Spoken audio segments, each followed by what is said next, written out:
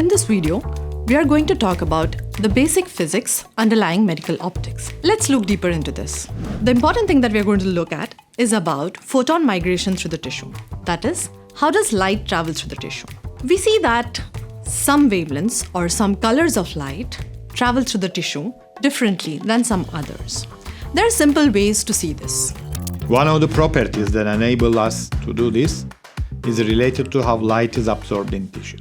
Absorption means you're losing things. We are opaque normally, but the whole premise of this story relies on getting light deep into tissues. And this relies on something like this. This is white light. It means it contains many colors, many wavelengths of light. Now if I hold it towards you and I bring my hand to the back of it, you can see that my hand looks red. That means some light was able to go through more than a centimeter thick fingers of mine, but it looked red. It didn't look white anymore. I can do it in blue and nothing comes through. We can skip green, go back to red, and you see things go through here.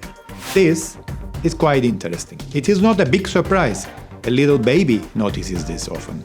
This property, if I understood well, and we understand it very well, allows us to use several colors of light to decipher what has been absorbing them and to figure out the concentrations of them. In this case, oxygenated and deoxygenated species of hemoglobin. We saw that different colors of light travel differently through the tissue. There are two aspects to it. First is absorption and second is scattering. Let's have a closer look again at what happened when we shined light through the hand. You could not see Turgut's bones.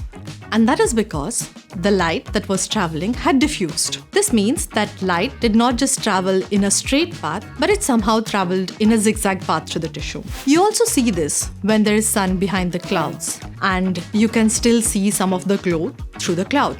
There are various kinds of light sources available to us, and in medical optics, it is important for us to make use of lasers.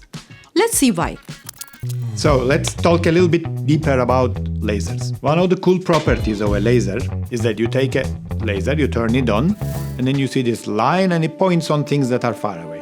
That is because lasers are coherent. They contain only one single wavelength of light.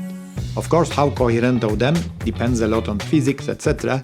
But for our purpose, let's say they are coherent. This is cool. You can use lasers to do many things, and at ICFO we do many things with lasers using this property.